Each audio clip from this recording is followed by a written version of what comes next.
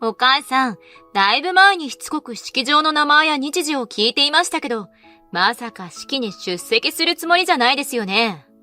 え？結婚式の前日に私に電話をかけてきた嫁のまゆみさんの言葉に、私は耳を疑う。新郎の両親である夫と私は参列するのが当然でしょ？やっぱり出席する気だったんですね。確認しておいてよかった。まゆみさんは電話口の向こうで大きくため息をつく。結婚式に招待しているのは私たち夫婦が今後もお付き合いをしていきたいと思う人だけです。年金暮らしのお父さんとお母さんとは今後付き合いを続けても何のプラスにもならないですよね。プラスとかそういうことじゃないでしょ？結婚式は今までお世話になった人への感謝を伝える場でもあるのよ。過去のことなんてどうでもいいんですよ。重要なのはこの先私たちにどんな利益をもたらしてくれるかです。学歴も地位もない、利用価値ゼロのあなたたちには今後私たち夫婦に関わってほしくないんです。そんな。電話口で絶句する私に向かってまゆみさんは笑いながら言い捨てた。そもそも、あなたたちみたいな底辺から、健一みたいな優秀な息子が生まれたのが奇跡ですよね。何を言っているの？健一もこれからどんどん偉くなっていくので、お母さんたちと一緒にいると、健一の格が下がります。私たちの幸せの邪魔しないでください。これから夫になる健一の家族である私と夫をここまで馬鹿にされたことに、私はふつふつと怒りが湧いてきた。人の価値を学歴や地位というステータスでしか測れずに、人との付き合いを自分の損得でしか考えられないまゆみさんとは根本的に考え方が違うのだ。私もまゆみさんのような薄情な人と家族になるのはまっぴらごめんだ。わかりました。私と夫は明日の結婚式には出席しません。私がそう告げると、まゆみさんは安心したように電話を切るのだった。その後、どんな事態が待ち受けているかも知らずに。私は佳代子、定年退職した夫の講師と二人で年金暮らしをしている。私と夫の間には健一という息子がいるが、すでに社会人になり、家を出て一人暮らしをしている。健一は昔から優秀で親孝行な子だった。有名大学を卒業し、一流商社に就職が決まった時は、家族でお祝いをしたものだ。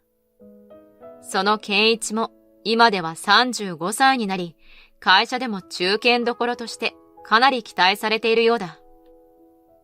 誰かいい人でもいないのかしらと気になっていた矢先に、健一から電話がかかってくる。会わせたい人がいるんだ。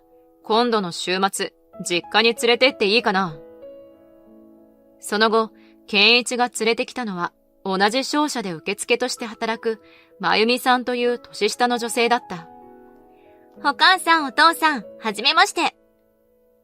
まゆみさんは屈託なく、健一が会社でどんなに優秀かを私たちに嬉しそうに語ってくれた。私と夫もそんなまゆみさんを微笑ましく眺めながら、健一のどこを好きになったのかを尋ねた。どこって、そんなのたくさんありすぎて困っちゃいますよ。まゆみさんは照れながら答える。まずは、有名大学を出ていて頭がいいところ、それから会社でも出世頭って言われているところ、あとは、いくら聞いてもまゆみさんの口から出てきたのは、健一の性格に関することではなく、学歴や会社での評価など、ステータスに関することばかり。私と夫の中に少しまゆみさんへの不信感が湧き上がるが、それに気づきもせず、まゆみさんはニコニコしながら私たちに聞いてくる。もしかしてお父さんとお母さんも、健一さんと同じ大学を出てるんですか？夫は専門学校卒で、私は短大卒だった。そのことをまゆみさんに伝えると、まゆみさんは次第にテンションが低くなっていく。専門学校卒じゃ大した会社に就職できなかったんじゃないですか？まあ、4年生大学に行けなかった人同士、お似合いだったんでしょうね。それでお父さんは今は何のお仕事をされてるんですか？伺うように尋ねるまゆみさんに、夫は穏やかに答える。就職したのは地元の信用金庫だよ。地域密着でアットホームないい会社だったよ。ただ、今はもう定年してるから年金暮らしだけどね。その瞬間、まゆみさんはさっと顔色を変える。え？年金暮らし？まさか何も仕事してないんですか？お父さんってまだ60代ですよね。普通そのくらいの年だったら元いた会社の子会社の役員とかになってるものじゃないですか？うちは子会社があるような大きい会社でもなかったからね。しょぼ。まゆみさんが夫を見下すようにそう言ったのを私ははっきりと聞いてしまった。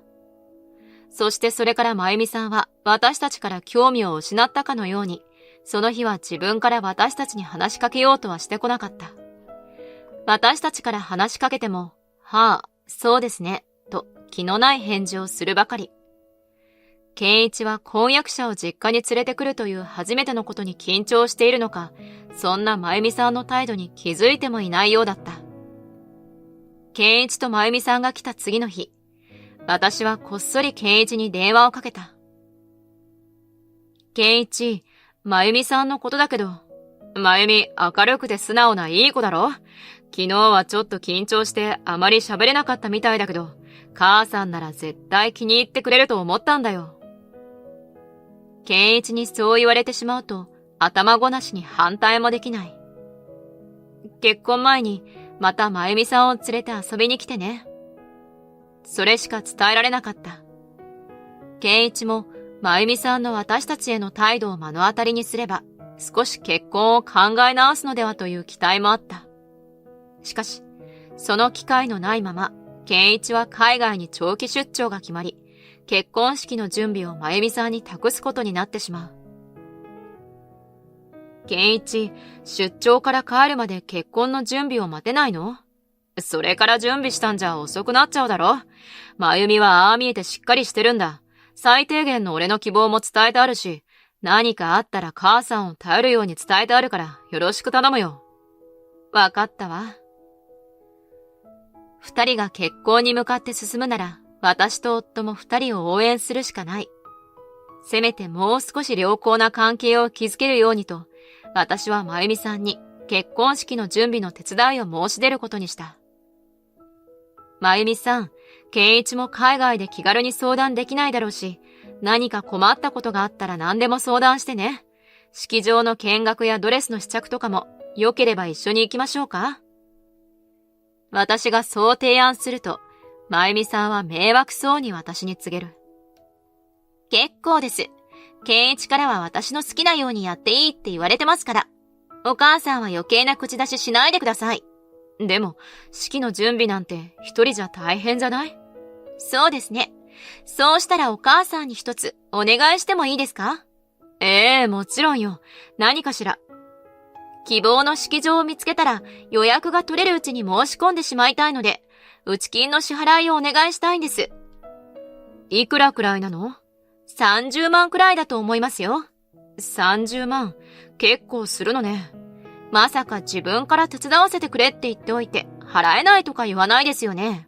そんなことないわ。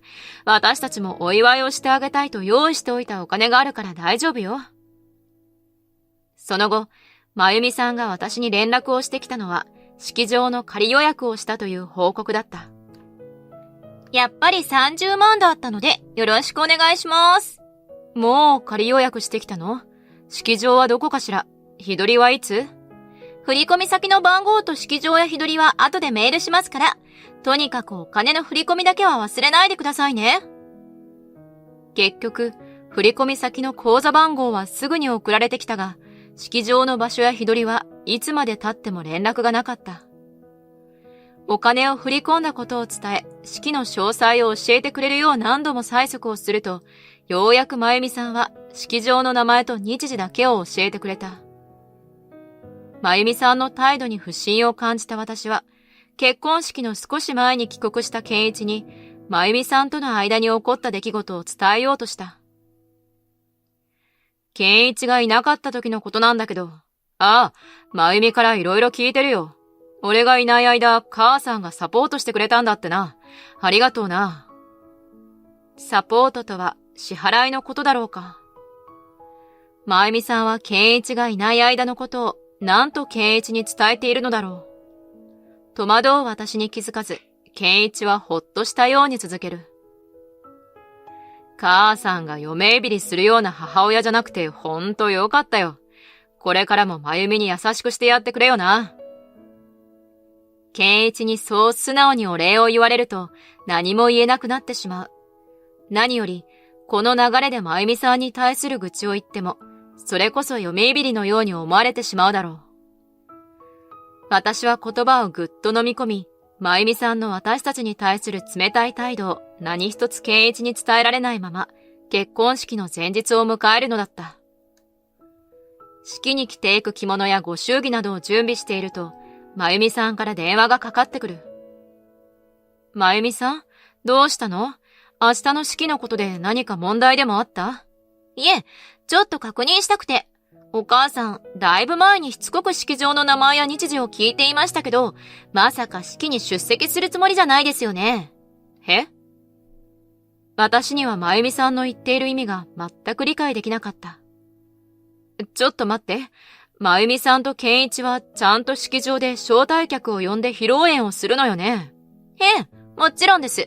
だったら、新郎の両親である夫と私は参列するのが当然でしょ？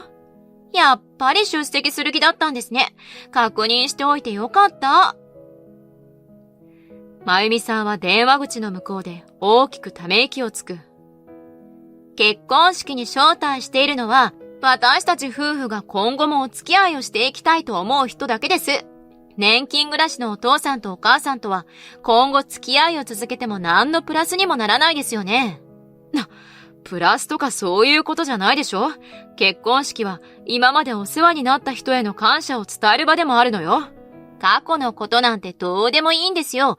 重要なのは、この先私たちにどんな利益をもたらしてくれるかです。学歴も地位もない、利用価値ゼロのあなたたちには、今後私たち夫婦に関わってほしくないんです。そんな。電話口で絶句する私に向かって、まゆみさんは笑いながら言い捨てた。そもそも、あなたたちみたいな底辺から、健一みたいな優秀な息子が生まれたのが奇跡ですよね。何を言っているの？健一もこれからどんどん偉くなっていくので、お母さんたちと一緒にいると健一の格が下がります。私たちの幸せの邪魔しないでください。これから夫になる健一の家族である私と夫をここまで馬鹿にされたことに、私はふつふつと怒りが湧いてきた。人の価値を学歴や地位というステータスでしか測れずに、人との付き合いを自分の損得でしか考えられないまゆみさんとは、根本的に考え方が違うということも分かった。私もまゆみさんのような薄情な人と家族になるのはまっぴらごめんだ。わかりました。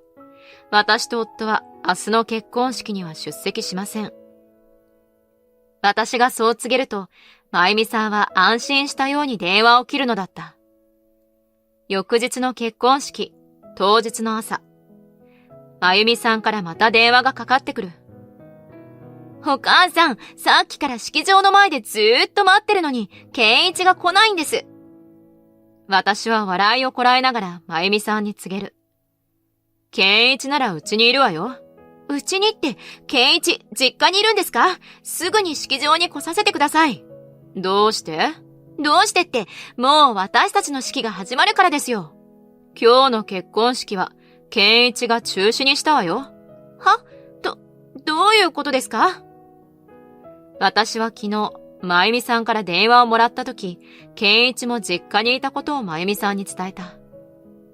健一は、私が電話でまゆみさんに明日の結婚式には出席しませんと言ったことを聞いていたの。どういうことかって聞かれたから、まゆみさんとのやりとりをすべて伝えておいたわ。嘘。じゃ、健一はすべて知ってるんですか？健一にはお母さんたちは体調不良だって伝えるはずだったのに、何余計なことしてるんですか？今すぐ健一に代わってください。健一はあなたと話すことはないって言ってるけど。そんな。健一が電話に出てくれないことを悟ると、まゆみさんは大慌てで家にやってきた。健一、いるんでしょ？私の話を聞いて。玄関先で騒ぐまゆみさんを、健一はしぶしぶ家の中に入れる。健一、今ならまだ間に合うわ。今すぐ一緒に式場に行きましょう。母さんから聞いただろ？式場はキャンセルした。どうしてそんな勝手なことするのよ。勝手なことをしたのはお前の方だろ？俺が渡した招待客リストを勝手に書き換えたよな。どうしてそれを？昨日私が電話の内容を健一に伝えると、健一は結婚式に親を呼ばないなんてありえないと激怒した。自分が作った招待客リストには、もちろん私と夫の名前は入っていたはずだと私に確認するが、そもそも私は準備に全く関わらせてもらっていないので、招待客リストのことは全く知らなかった。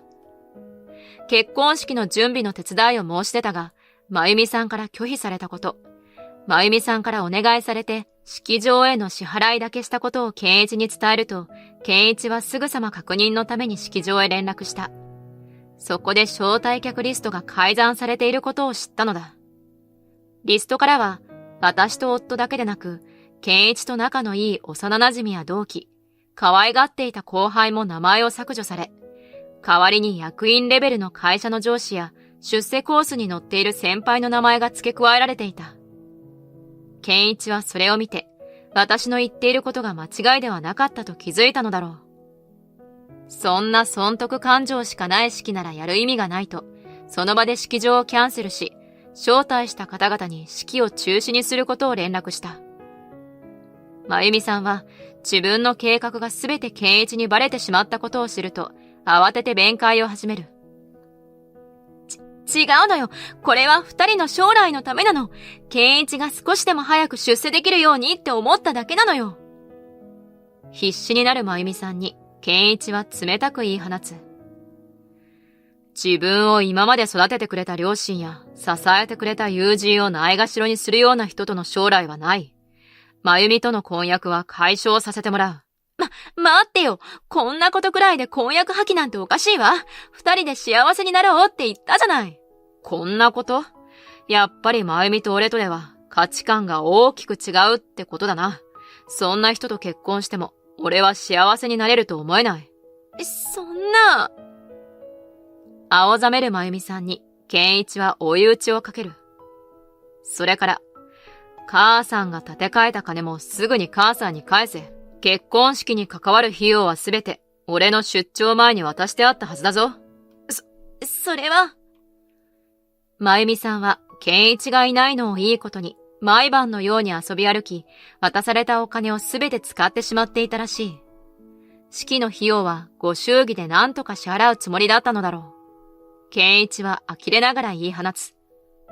式場のキャンセル料はまゆみに払ってもらう。それだけのお金は渡していたはずだ。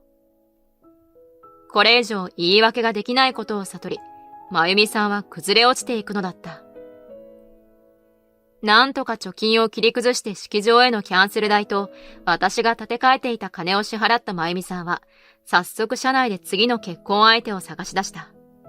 もっとも、健一に婚約破棄されたことや、婚約破棄の原因がまゆみさんにあることも、すでに社内では有名な話になっているため、誰からも相手にされなかったらしい。まゆみさんに勝手にリストから外された健一の同期や後輩たちからは冷たい目で見られ、他の人からも損得感情で招待客を選んでいたことを軽蔑されるようになっていったようだった。そのため、社内で肩身の狭い思いをするようになったまゆみさんは会社に居づらくなり自主退職したのだった。その後、新しい仕事を探したものの、もともと結婚相手に養ってもらう気満々でろくに仕事も覚えていないまゆみさんを採用する会社はなかった。給料の高さに目がくらんで夜の仕事に就いたまゆみさんだったが、性格の悪さがあだとなり、周りと衝突してばかりだそうだ。収入や会社名によってあからさまに態度を変えるので、お客さんからの評判も良くないという。健一は今回のことで、いかに自分の見る目がないかが分かったようで、今までよりも頻繁に実家に顔を出し、私たちとコミュニケーションを取るようになった。次に付き合う人とは、結婚を決める前にもっと頻繁に実家に連れてきて、家族との関わり方もしっかり見極めたいと思っているようだ。今回のことは、健一だけでなく、私たちにも良い教訓となった。この先、また健一が結婚したいと思うような人を連れてきたときは、もっと自分たちも遠慮せずに、健一が幸せになれる相手かどうかをアドバイスしようと決めている。それまでは、家族3人での思い出をたくさん作っていこうと楽しみにしている。